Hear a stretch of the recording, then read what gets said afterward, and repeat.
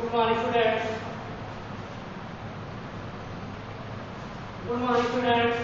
Exercise 7.3 का 11 वाला सवाल आप लोगों ने कमेंट में पूछा है, तो आपको बता दिया जा रहा है। देखो, जिस दिन पूछोगे उस दिन आपको नहीं बता पाएगा, क्योंकि एक आगे वीडियो बन जाता है अपने आप। ठीक, एक दिन पीछे का वीडियो आपको डाला जाता है, लेकिन आगे बना रहता है। तो आपको 7.3 का 11 सवाल जो है आप लोग पूछ रहे हैं, तो आपको बताना जरूरी है, लेकिन सवाल बहुत सरल है।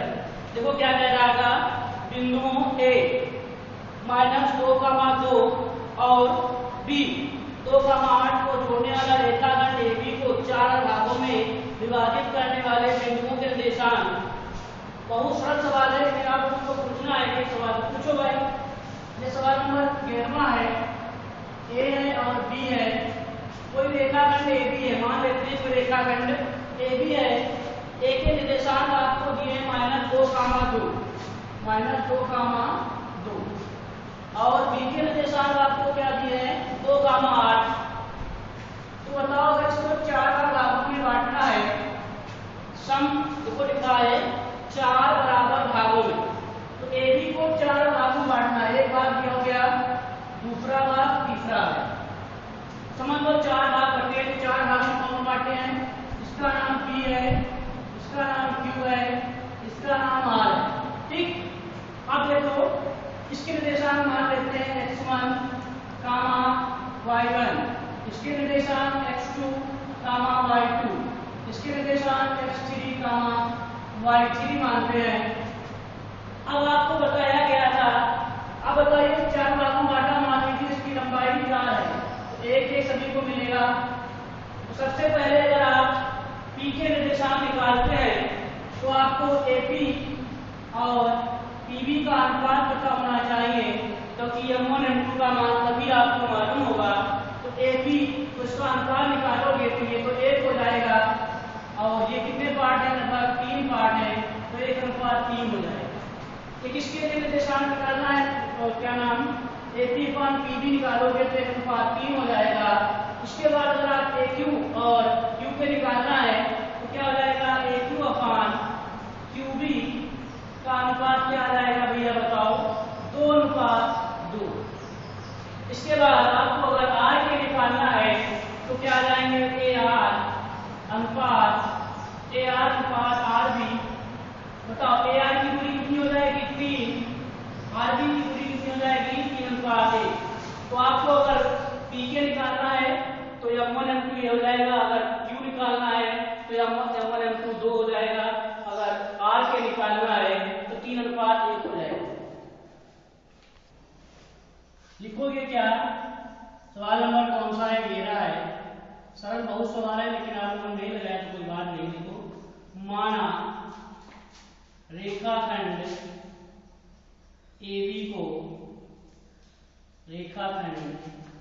AB को बिंदु P लिख दें, बिंदु P के निर्देशांक क्या भैया माने हुए हैं? x1, y1, Q के निर्देशांक क्या माने हो? x2 और y2, और R के क्या माने हो? यहाँ तथा लिख देना भाई, तथा R क्या है? x3, y3। एक AB को बिंदु देखते कितने भागों में बांट रहा है? को 4 बराबर भागों में, 4 बराबर भागों में विभाजित करता है।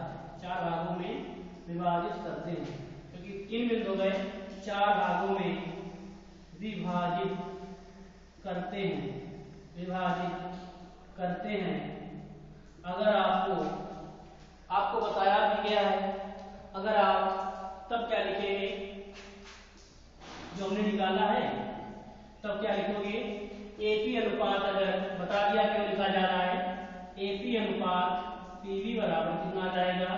1:3 आ जाएगा। AQ अनुपात QB जो आ जाएगा कितना आ जाएगा? 2:2। और AR अनुपात RB जो है आपका कितना आ जाएगा? 3:1। सबसे पहले अगर आप P के निर्देशांक निकालते हैं, क्या लिखोगे? बिंदु P के लिए पहले बिंदु P के लिए लिखोगे। बिंदु P के लिए बताओ आपको अगर M1 M2 निकालना है तो क्या पता होना चाहिए AP अनुपात PB। तो AP अनुपात PB कितना है बिंदु P के लिए? भाई 4 का भाग है तो एक कितने भाग होता है 4, तो 4 भागों को काटना था तो कितना आ जाएगा 1:3। ठीक, क्या लिखोगे बिंदु P के लिए? अब ये आपका इसके लिए क्या हो जाएगा M1 ये हो जाएगा और M2 क्या हो जाएगा ये, आप याद रखना। ठीक, अब बताओ भाई क्या क्या मालूम है आपको? x1 बराबर कितना है -2 है, x2 बराबर कितना है 2 है, x1 कितना है नहीं x1 -2 है, x2 2 है, y1 कितना है आपका 2 है, y2 आपका है 8। अब बताइए भैया M1 कितना हो जाएगा इसके लिए 1 और M2 क्या हो जाएगा? M2 हो जाएगा 3। आ रहा है? अब देखो इसके बाद क्या लिखोगे? विभाजन सूत्र से, विभाजन सूत्र से, विभाजन सूत्र से। देखो भैया एक एक फॉर्म इसको बता दिया जाएगा, आपको चिंता ना करें, केवल इतना है जब हम फेयर कहेंगे फेयर करना है तब आपको एक एक सवाल वीडियो में बता दिया जाएगा, लेकिन इतना है आगे पीछे हो सकता है, देखा जाता है कि आप मन से कुछ कर रहे हैं कि नहीं।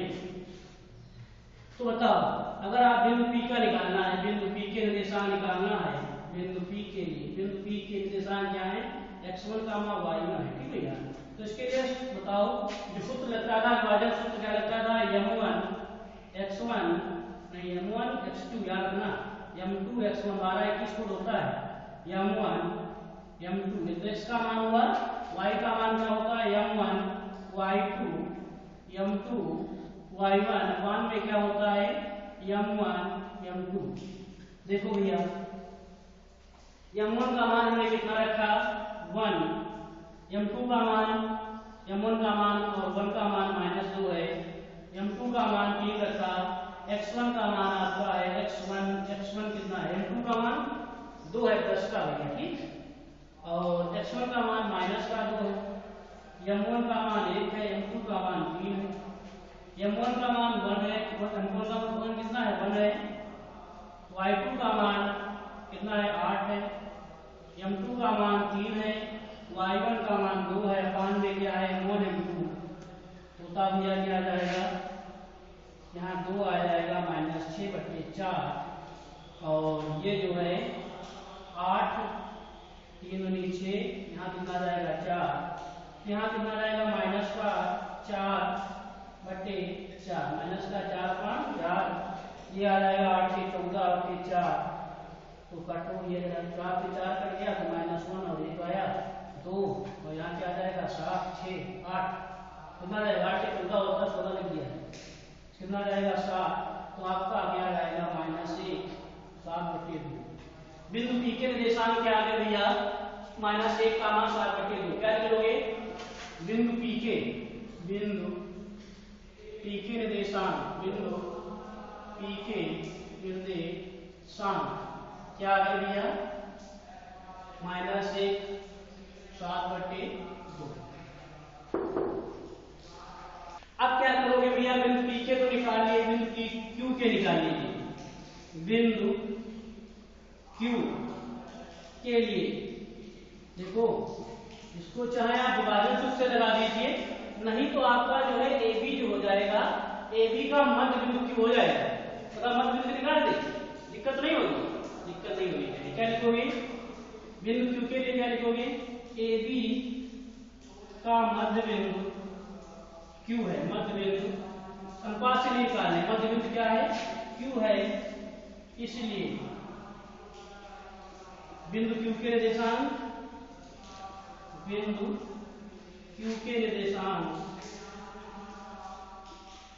थोड़ा सरल हो जाए हम सोच रहे हैं क्या है x2 और y2 माने तो बताओ मध्य बिंदु के निर्देशांक अगर निकालना है, बिंदु Q क्या है मध्य बिंदु है, बिंदु Q क्या है मध्य बिंदु है, मध्य बिंदु के निर्देशांक निकालना होता है तो सूत्र क्या लगाते हैं x1 + x2/2 और y1 + y2/2।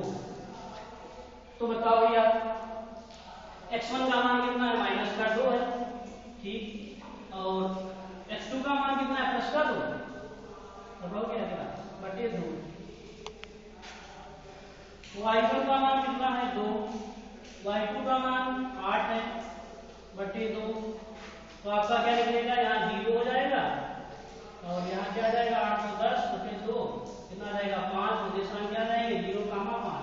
या आप 2,2 मतलब अनुपात से भी निकाल सकते थे, विभाजन सूत्र से भी, विभाजन सूत्र से भी निकाल सकते थे। विभाजन सूत्र से निकालो चाहे आप, तो इसके निर्देशांक क्या आ जाएंगे 0,5। इसके निर्देशांक आ गए, देखो क्या लिखोगे बिंदु Q के निर्देशांक, बिंदु Q के निर्देशांक, बिंदु Q के निर्देशांक क्या जाएंगे भैया 0,5।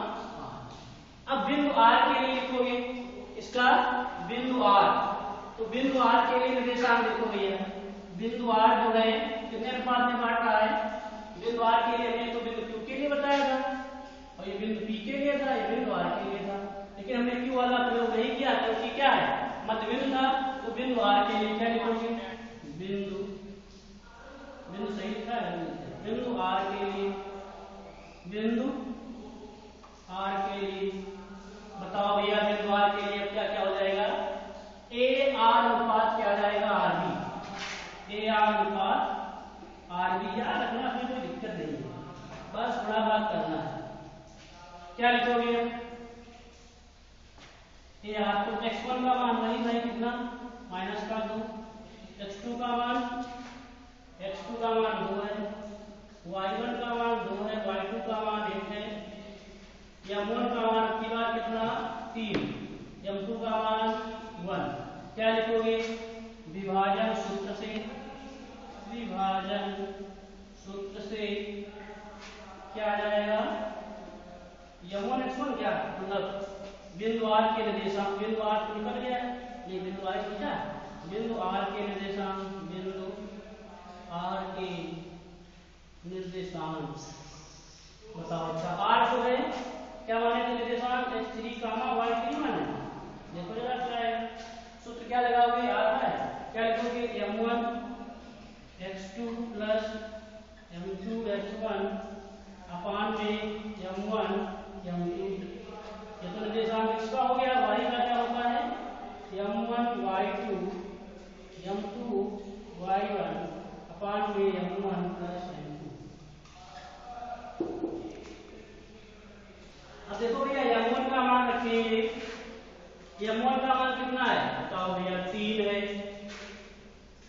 और x2 का मान 2 है, गलत तो नहीं लिखा, x2 का मान 2 प्लस का m2 का मान 1 है और x1 का मान -2 है, m1 का मान 3, m2 का मान 1। अब m1 कितना है 3, y2 का मान कितना है 8, m2 का मान 1, y1 का मान 2 और 3 + 1। तो देखो भैया क्या आ जाएंगे 3 दूनी 6 और ये क्या आ जाएगा -2, 3 1 4, 8 यहाँ 24 2 4, तो 6 से 2 गया कितना बचेगा 4/4, 24 तो 26 होता है, 26/4, 4 से 4 गया 1 1, 4 छन नहीं 2 4 13, तो कितना आ जाएगा भैया 1,13/2। क्या लिखोगे बिंदु R के निर्देशांक, अतः बिंदु R के निर्देशांक R क्या था x3, y3 था, इसका मान आ गया, के निर्देशांक क्या आ गया निर्देशांक आपके आए हैं 1,13/2। ठीक, बहुत बड़ा सवाल नहीं है, पढ़ा भी है। ठीक, आपको समत्रिभाजित हो चाहे 5 भागों बांटे चाहे 6 भागों बांटे, उसी लाइन को बांटना था, कोई दिक्कत ही नहीं है। अब देखो इसके बाद आप लोगों ने सवाल नंबर 14 पूछा है, वो भी बड़ा है। और हम 14 देखें क्या कह रहा था, x अक्ष पर स्थित बिंदु, x अक्ष पर स्थित बिंदु Q के निर्देशांक ज्ञात कीजिए जो बिंदुओं a -5 का -2 और b 4 का -2 के लंब समद्विभाजक पर स्थित हैं। बिंदुओं क्यू, ए और बी से बनने वाले त्रिभुज का प्रकार बताइए। आप लोगों को मालूम है, निर्देशांक ज्यामिति को पढ़ा होगा, अच्छा 9 में पढ़ा है। ये क्या होते हैं आपके एक्स अक्ष और वाई अक्ष। ये आपका क्या होता है एक्स अक्ष, और ये आपका एक्स अक्ष की कौन सी दिशा होती है, ऋण दिशा, और ये वाई अक्ष की ऋण दिशा होती है। ये वाई अक्ष उसका होता है। इसके मूल बिंदु कहाँ होते हैं, 0, 0 होता है। मान लेते हैं 1 2 3 4 5 6, 1 2 3 4 5 6, 1 2 3 4 5 6, 1 2 3 4 5 6, 1 प्लस का 2 3 4 5 6, 1 2 3 4 5 6, -1 -2 -3 -4 -5 -6, -1 -2 -3 -4 अब देखो कह रहा है कि कोई रेखा है, रेखाखंड है ए बी, ए के निर्देशांक बताओ क्या है 5, -2। आप लोगों को बताया भी गया होगा 5 का -2 का कौन सी कहां से पड़ेगा, माइनस माइनस किसमें होता है, इसमें आपके सभी प्लस के होते हैं, आपको मालूम है। इसमें क्या होता है माइनस प्लस, इसमें क्या होता है माइनस माइनस, इसमें क्या होता है प्लस माइनस। अच्छा ये कहां से आया, क्योंकि पहले भुज होती है बिल्कुल, क्योंकि भाई एक साथ पहले इसमें हुआ, वाई बाद में आता है, ऐसे x पहले है माइनस है। बताओ तीसरे वाले में क्या पड़ा, -5 का -2। बताओ -5 का -2 कहां पर होगा, x अक्ष पर 5 चलना है, y पर -2 चलना है। तो मान लीजिए आपका -5 का 2 यहाँ पर, ठीक। ये कौन सा बिंदु हुआ, ए के निर्देशांक। उसके बाद बी के निर्देशांक क्या कह रहा है, बी के निर्देशांक 4 का -2 है। तो 4 आपका ये -2 यहाँ पे, तो आपका ये ए बी रेखाखंड हो गया, ए बी रेखाखंड। इसके निर्देशांक क्या दिया 4 का -2, और ए के निर्देशांक क्या दिया -5 का 2। तो कह रहा है कि ए बी रेखाखंड के लंब समद्विभाजक, लंब समद्विभाजक मतलब क्या है, अगर आप लोगों ने पढ़ा होगा तो लंब समद्विभाजक कैसे करते थे, ऐसे ऐसे आधे से अधिक दूरी लेते थे, तो जो उसका मध्य बिंदु होता था वही तो उसका लंब समद्विभाजक होता था। तो बताइएगा जरा, अगर ए बी रेखाखंड का लंब समद्विभाजक निकाले, अगर ए बी रेखाखंड का लंब समद्विभाजक निकाले तो कैसे निकालेंगे, इसका अगर आप मध्य बिंदु निकाल लें, अगर मध्य बिंदु निकाल लें तो आपको लंब समद्विभाजक पता हो जाएगा। तो मध्य बिंदु निकालेंगे, मान लीजिए मध्य बिंदु कोई सी है, यहाँ सी मान लेते हैं। देखो जरा आप क्या करेंगे, देखो भैया आपको मान लीजिए ऐसे बता रहे हैं, आप अगर लगा लें तो ठीक, नहीं तो देखो मान लेते हैं बिंदु जो सी है यहाँ, मध्य बिंदु सी, अगर आप ए बी क्या लिखेंगे, बिंदु जो है बिंदु ए रेखाखंड ए बी, रेखाखंड ए बी का मध्य बिंदु, रेखाखंड ए बी के मध्य बिंदु के निर्देशांक, मध्य बिंदु के निर्देशांक। अब बताओ मध्य बिंदु के निर्देशांक निकालना है, कैसे निकालोगे, मध्य बिंदु के निर्देशांक निकालना है, कैसे निकालोगे, x1 + x2/2 y1 + y2/2। तो बताओ x1 का मान कितना है -5, और x2 का मान कितना है 4 है, और y1 का मान कितना है 2 है, y2 का मान -2 है, 0 आ गया। अब -5/4 है, 5/4 गया 1, ठीक, और 1/2 हुआ। ये भी का ये जो है माइनस का है, तो यहाँ पर क्या आ जाएगा, 2 से 2 गया 0। तो इसका मध्य बिंदु जो होगा, मध्य बिंदु कहां पे होगा इसका, ए बी का। देखो आप लोग पहले मध्य बिंदु के निर्देशांक निकालेगा, ठीक, यहाँ मध्य बिंदु आ जाएगा। उसके बाद कह रहा है कि एक्स अक्ष पर स्थित, एक्स अक्ष पर स्थित क्या है, कह रहा है कि क्यू ए बी से, कह रहा है कि क्यू जो है इसके लंब समद्विभाजक पर स्थित है। तो आपको मान लीजिए कि 1/2 यहाँ पे कहीं आया, उसके लंब समद्विभाजक ऐसे तुम निकालोगे कुछ, ठीक। तो लंब डिवाइडेड बाय y x का मान कितना -1/2 तो इधर चलोगे तो q बिंदु मान लीजिए आपका कहां पर स्थित होगा। q बिंदु अगर x अक्ष पर है x का मान क्या होगा उस पर 0, x का मान क्या होगा 0 होगा तो y पर क्यों चलेगा तो आपका मान लीजिए बिंदु अब यहाँ कितनी दूरी है 2 ही तो है, यहाँ कहीं स्थित होगा, मान लेते हैं यहाँ पर कहीं स्थित होगा। उसके बाद इनको तीनों के निकाल लेना। अब एक को ऐसे फूल बनेगा कोई AQ और BQ सभी की भुजा निकालना और निकाल पाना तो ठीक, नहीं निकाल पाओगे तो हम बता देंगे। ठीक, एक्सरसाइज 7.4 का सवाल नंबर 3 देखिए। देखो एक ही दो सवाल बता दिया जाएगा। ठीक, आगे एक्सरसाइज भी करते रहो। जो छूटे हुए हैं 4 सवाल छूटे हैं, कौन कौन से 11 वाला बता दिया गया, 14 वाला छूटा है, 18 छूटा है। ठीक, आपको 14 बताया गया, नहीं समझ में आया कोई बात नहीं, क्या बता देंगे 14 और 18 हो सकता है कल करा दिया जाए। ठीक, और आपको एक्सरसाइज 3 देखो 7.4 का 3 कह रहा है कि सिद्ध कीजिए कि निम्नलिखित बिंदु संरेख हैं। हमने बताया था अगर संरेख होते हैं तो त्रिभुज का क्षेत्रफल क्या आएगा 0। देखते हैं भाई क्या लिखोगे। निर्देशांक क्या दिए -2 -2 क्या दिया है 2 -2 दिया है, फिर -3 8 दिया है, फिर कितना दिया है -1 4 दिया है। क्या करोगे लिखोगे त्रिभुज का क्षेत्रफल, त्रिभुज का क्षेत्रफल, त्रिभुज का क्षेत्रफल क्या लिखोगे 1/2 बताया था। ठीक, x1 x2 और x3 लिख लेंगे। अब बताओ 1 के बाद क्या आता है 2, 2 के बाद 3 प्लस x2, 2 के बाद क्या आएगा 3, 3 के बाद 1। ऐसा होता नहीं, इसमें है देखो। ठीक, अब x3 के बाद 3 के बाद 1, 1 के बाद 2, कोई दिक्कत परेशानी। अब बताओ x1 y2 x1 y2 y3 x2 y3 y1 x3 y1 y2। आप इसे मान लेते हैं x1 है, ये y1 है, x2 है, y2 है, x3 है, y3 है।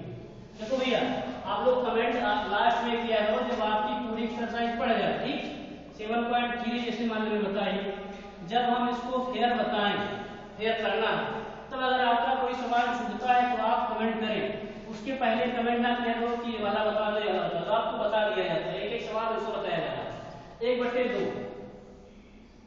जैसे आपको 7.3 के आज हम 7.3 के 1 से 10 तक बताएंगे, 1 से 10 तक आप इसे फेयर करना है 1 से 10 तक। अगर 7.3 में 1 से 10 तक कोई सवाल छूटा है तो आप उसे कमेंट करेंगे। ठीक, उसके बाद 10 से हम 20 बताएंगे तब करना। ठीक, अब x1 का मान कितना है 2, y2 का मान 8 है, y3 का मान 4 है, प्लस x2 का मान -3 है, y3 का मान कितना दिया है y3 का मान 4 है, y1 का मान 2 है तो प्लस का 2, प्लस x3 का मान कितना है -1 है, y1 का मान -2 है, y2 का मान -8 है। तो आपका कितना आ जाएगा देखिए रहने लिया 1/2, यहाँ 2 आ जाएगा, 8 से 4 गया 4। ठीक, -3 है, 4 2 6 हो जाएगा। यहाँ क्या है -1 है, और 8 2 क्या हो जाएगा -10 हो जाएगा। जुड़ेगा पीछे में बस एक माइनस ले रहेगा। यहाँ क्या रहेगा 1/2, 4 2 8, 6 3 18, वो भी किसका माइनस का, यहाँ माइनस का हो जाएगा -10, माइनस क्या हो जाएगा +10, तो लगा है 0 आ जाएगा 1/2। यहाँ क्या रहेगा भैया 8 2 18, 18 - 18 बराबर 0, तो आपका क्या रहेगा 1/2 गुणे 0। तो बताओ भैया जरा त्रिभुज का क्षेत्रफल क्या आया, जो त्रिभुज का क्षेत्रफल आपका आ जाएगा 0 आ जाएगा। ठीक, क्या लिखोगे त्रिभुज का क्षेत्रफल अर्थात त्रिभुज का क्षेत्रफल 0 है, इसलिए तीनों बिंदु क्या होंगे संरेख होंगे। क्या लिखोगे त्रिभुज का क्षेत्रफल, त्रिभुज का क्षेत्रफल 0 है, इसलिए ये तीनों बिंदु संरेख होंगे, इसलिए ये तीनों बिंदु संरेख होंगे। तीनों बिंदु संरेख होंगे। ऐसा सवाल पूछा जरूर जाता है। ठीक, आपको त्रिभुज का क्षेत्रफल पता है तो आपके 3 नंबर पक्के। ठीक, अब देखो त्रिभुज का क्षेत्रफल क्या है, शून्य है, तो त्रिभुज ये तीनों बिंदु क्या होंगे, संरेख होंगे। अगला पार्ट देखो इसका। देखो इसी का जो सेकेंड पार्ट है, इसी का जो आपको सेकेंड पार्ट दिया गया है, आप वो लगा सकते हैं। हो सकता है तुमने पूछोगे, हमको मालूम है तो सेकेंड पार्ट लगा लेना। अगर त्रिभुज का क्षेत्रफल शून्य आता है तो आप तीनों बिंदु संरेख है। संरेख का मतलब होता है कि एक ही रेखा में या एक ही रेखा पर स्थित है तीनों बिंदु। ठीक, और देखो आपको होमवर्क में क्या करना है, पिक्चर पॉइंट जो 7.1 7.3 के 1 से 10 तक